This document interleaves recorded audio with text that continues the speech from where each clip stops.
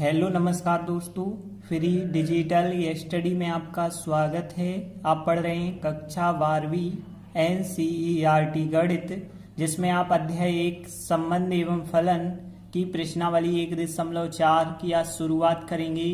तो इसमें जो है हम पहले क्वेश्चन को करने से पहले समझ लेते हैं कि इसमें जो द्विआधारी संक्रिया की बात की गई है, द्विआधारी संक्रिया होती क्या है।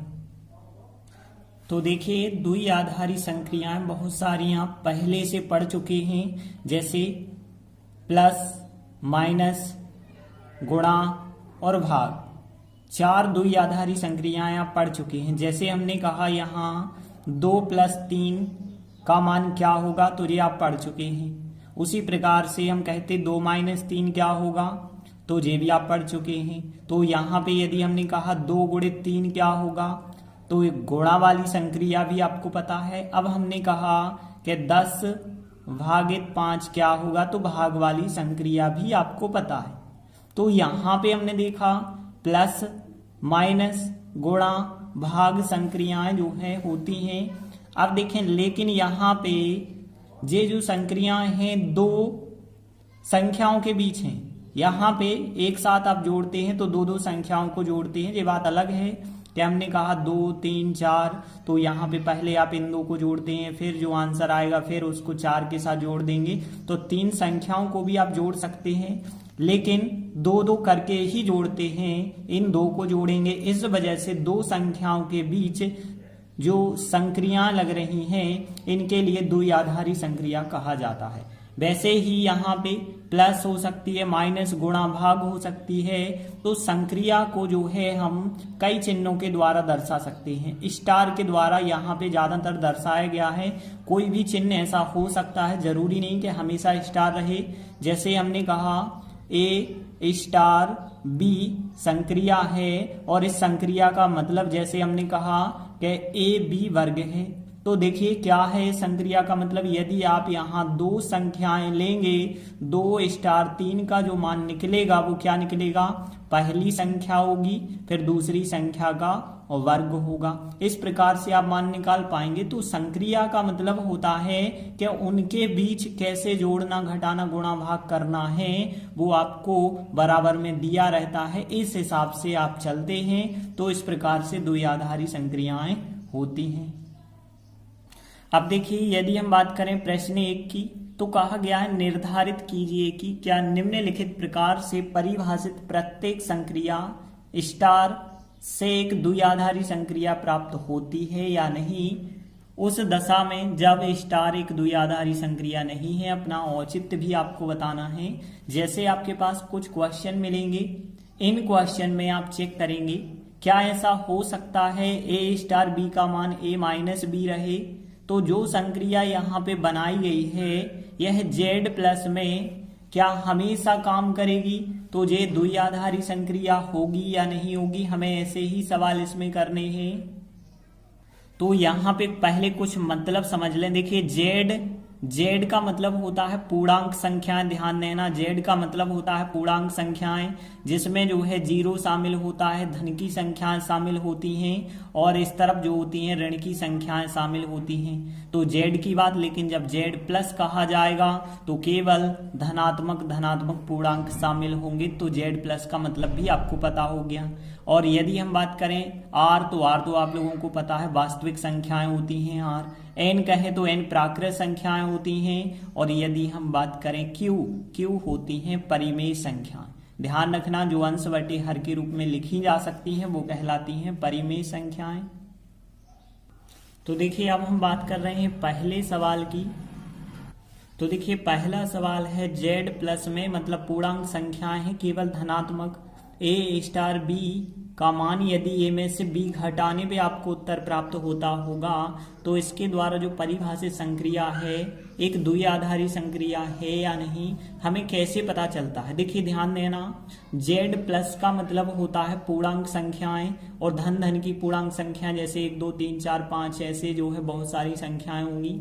तो देखिए, यदि हम बात करें इनमें से हम 2 संख्याएं चुने, वो 2 संख्याएं कहलाएंगी A और B, और उनको चुनने के बाद यदि उनमें संक्रिया लगाएं ए स्टार बी का मतलब ए माइनस बी करें तो देखिए आंसर जो है वो जेड प्लस से आएगा कि नहीं आएगा। देखिए यदि आपने ए का मान 5 लिया और फिर बी का मान समझ लीजिए 2 लिया तो आपने यहाँ पे देखिए ए का मान 5 रखा, बी का मान 2 रखा, आंसर मिला आपको 3। जो आंसर मिला है वह भी आपके जेड प्लस से है। तो आंसर जो 3 मिला है वो जेड प्लस से है। तो यहाँ कहने का मतलब है कि यदि आप ए और बी कुछ भी ले लें, अभी तो हमने 5 2 लिए हैं, आप कुछ भी ए और बी ले लेते हैं और उनको जो है ए माइनस बी करें तो उनका जो आंसर मिले वो भी जेड प्लस से हमेशा यदि मिलता है तब कह सकते हैं वो एक द्विआधारी संक्रिया है। यदि हमेशा नहीं मिलता है तो आप कहेंगे यह एक द्विआधारी संक्रिया नहीं है।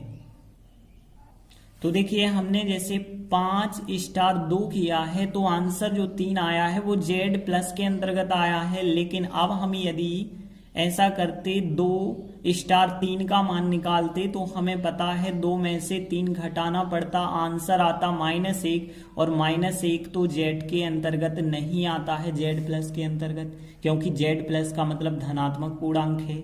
तो यहीं पे तो गलत साबित हो जाता है कि ए और बी का मान कुछ भी नहीं लिया जा सकता है। मतलब हमेशा ऐसा नहीं होगा कि आंसर जो है वो जेड प्लस से हो जाए। कुछ एग्जाम्पल ऐसे भी होंगे जिनके लिए आंसर जेड प्लस से नहीं होगा, और यदि जेड प्लस से नहीं होता है तो हम कहेंगे यह एक द्विआधारी संक्रिया नहीं है।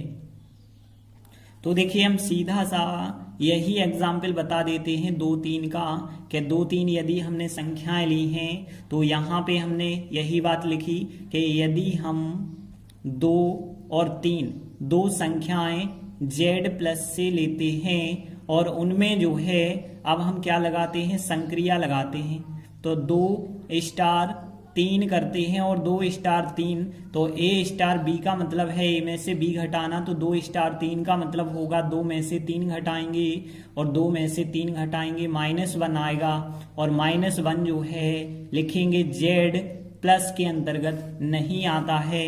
अतः दी गई जो स्टार संक्रिया है वो एक द्विआधारी संक्रिया नहीं है। तो देखिए हमने लिखा आता है दी गई संक्रिया स्टार एक द्विआधारी संक्रिया नहीं है। तो देखिए हमें केवल सवाल में इतना बताना है कि द्विआधारी संक्रिया है या नहीं, तो हम एग्जाम्पल पे जाएंगे। हमेशा यदि आंसर भी उसी के अंतर्गत जाता होगा तो आप कहेंगे द्विआधारी संक्रिया है, लेकिन एक भी यदि आपका एग्जाम्पल ऐसा मिल जाए जो उसके अंतर्गत ना हो तो वो द्विआधारी संक्रिया नहीं होती है। तो देखिए सेकंड इसी का सवाल है, जेड प्लस में ए स्टार बी का मतलब है ए बी द्वारा परिभाषित संक्रिया क्या एक द्विआधारी संक्रिया होगी। तो देखिए यहाँ ए स्टार बी का मतलब है ए बी। यदि आप यहाँ पे जेड प्लस की बात कर रहे हैं तो केवल धनात्मक संख्याएं लेनी होंगी। जैसे हमने 2 स्टार 3 किया तो 2 स्टार 3 का मतलब होगा 2 × 3 और 2 × 3 का आंसर कितना होगा 6, तो यहाँ 6 जेड प्लस के अंतर्गत आता है। यदि आपने 10 स्टार 5 किया तो 10 स्टार 5 का मतलब होता है 10 × 5 और फिर 10 और 5 का गुणा करोगे 50, यह भी जेड प्लस से आता है। तो यहाँ पे यदि हम देखें तो ए और बी का मान हम कुछ भी ले लें जेड प्लस से, और उनका यदि आप a × b करेंगे, गुणा करेंगे, तो जो गुणनफल होगा वो हमेशा जेड प्लस से आएगा। देखिए कोई भी ऐसा एग्जाम्पल नहीं होगा आपके पास, चाहे आप यहाँ पे 2 स्टार 3 निकालें या पलट के 3 स्टार 2 भी निकालें तो आंसर जो होगा वो 6 ही होगा, और 6 होगा मतलब जेड प्लस के अंतर्गत ही होगा। तो हम क्या बताएंगे, यहाँ पर हम बताएंगे कि यदि हम a और b जेड प्लस से लेते हैं तो यदि हम जो है ए और बी जेड प्लस से लेते हैं तो ए स्टार बी का जो मान होगा वो ए बी भी जो है जेड प्लस के अंतर्गत होगा और z प्लस के अंतर्गत होगा। इस वजह से हम कह सकते हैं जो संक्रिया है वो एक द्विआधारी संक्रिया होगी। जैसे आप एग्जाम्पल भी बता सकते हैं, जैसे हमने 2 और 3 का एग्जाम्पल लिया। 2 और 3 हमें पता है z प्लस के अंतर्गत हैं और फिर हमने 2 स्टार 3 किया। 2 स्टार 3 का मतलब होगा कि 2 इंटू 3 करेंगे तो 2 इंटू 3 जो है आंसर हमें कितना मिला 6 और 6 आंसर जो है z प्लस के अंतर्गत है। तो हम कह सकते हैं अतः दी गई संक्रिया एक द्विआधारी संक्रिया है। तो हमने लास्ट में लिखा अतः दी गई संक्रिया स्टार एक द्विआधारी संक्रिया है। देखते हैं तीसरा सवाल है इसी का। आर में, आर होती है वास्तविक संख्या। तो वास्तविक संख्याओं में सभी प्रकार की संख्याएं धनात्मक ऋणात्मक सब प्रकार की संख्याएं होती हैं। संक्रिया स्टार की बात हो रही है, ए स्टार बी का मतलब ए बी वर्ग है। तो बताना है यह एक द्विआधारी संक्रिया है या नहीं। तो देखिए अब आपके पास यहाँ पे आर क्या है, वास्तविक संख्या। वास्तविक संख्या में धन की होती है, ऋण की संख्या, करणी की भी संख्या होती है। केवल क्या नहीं होती है, यहाँ पे ध्यान देना, वास्तविक संख्याओं में सभी प्रकार की संख्याएं होती हैं। केवल करणी के अंदर ऋणात्मक वाली संख्याएं छोड़ करके, करणी के अंदर ऋण की जो संख्याएं हैं वो वास्तविक नहीं होती हैं, वो काल्पनिक संख्याएं होती हैं। तो देखिए यहाँ पे आप ए का मान कुछ भी ले लें वास्तविक संख्याओं में से और बी का मान कुछ भी ले लें। अब देखिए पहली संख्या और दूसरी संख्या का वर्ग करके यदि आप गुणा करते हैं तो वो हमेशा आर के अंतर्गत ही होगा। तो देखिए बिल्कुल हम यहाँ पे कोई भी एग्जाम्पल, जैसे हम 2 स्टार 3 का एग्जाम्पल लेते हैं तो 2 3 का वर्ग करेंगे पहली संख्या, फिर दूसरी संख्या का वर्ग करेंगे तो देखिए 2 आएगा, 3 का वर्ग 9 आएगा, 9 दूनी 18, 18 एक वास्तविक संख्या है क्योंकि धनात्मक ऋणात्मक करणी दशमलव सब प्रकार की संख्याएं इसके अंतर्गत होती हैं। तो देखिए यहाँ पे हम बिल्कुल यही बात लिखेंगे कि यदि हम पहली संख्या ए और दूसरी संख्या बी दोनों की दोनों हम रियल नंबर से लेते हैं और फिर उनमें जो है हम संक्रिया ए स्टार बी लगाते हैं तो ए स्टार बी का जो आंसर ए बी वर्ग आएगा वो आर के अंतर्गत आएगा। और आर के अंतर्गत आएगा आप बता भी सकते हैं, जैसे कि हमने यहाँ पे कोई एग्जाम्पल लिया, जैसे हमने 2 और 3 दो संख्याएं ली हैं जो रियल नंबर के अंतर्गत हैं, वास्तविक संख्याओं के अंतर्गत हैं। और यदि हमने 2 स्टार 3 किया है तो 2 स्टार 3 का मतलब है 2 3 का वर्ग और 2 पहली संख्या में बतानी होती है, फिर दूसरी संख्या का वर्ग। तो देखिए यहाँ पे और आगे यदि आप सॉल्व करेंगे तो 2 3 का वर्ग 9 होगा और 9 दूनी 18 होगा। जो 18 है वह रियल नंबर के अंतर्गत है और रियल नंबर के अंतर्गत है मतलब जो दी गई संक्रिया स्टार है वो एक द्विआधारी संक्रिया है।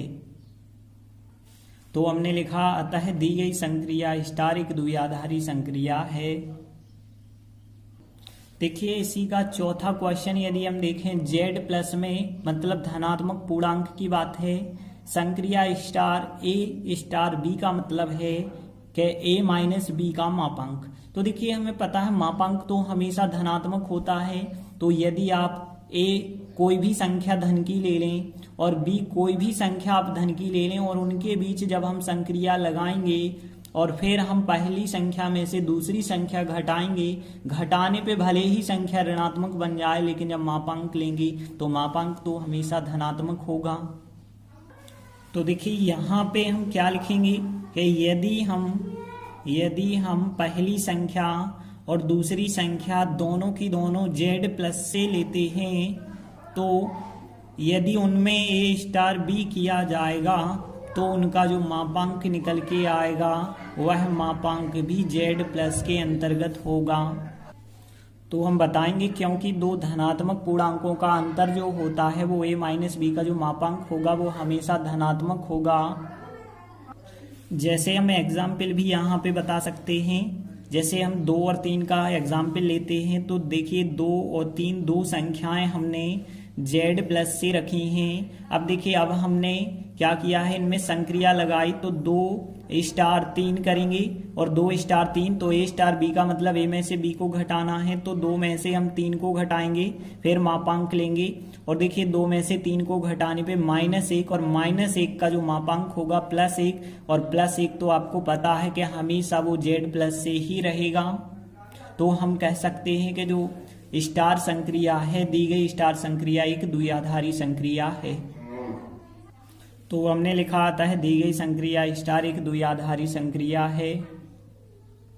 देखिए इसी का 5वां देखिए, तो जेड प्लस में स्टार संक्रिया दी गई है और ए स्टार बी का मतलब है ए। तो यहाँ तो देखकर ही बताया जा सकता है कि यदि आप पहली संख्या जेड प्लस से दूसरी संख्या जेड प्लस से लेते हैं और आंसर बनता है केवल पहली संख्या, तो पहली संख्या तो बिल्कुल आंसर जो बना होगा वो जेड प्लस से ही बना होगा, क्योंकि आपने जे भी जेड प्लस से लिया है, जे भी जेड प्लस से लिया है, तो यहाँ तो ए का ए आंसर बन गया, जेड प्लस से ही होगा, मतलब यहाँ जो संक्रिया होगी एक द्विआधारी संक्रिया होगी।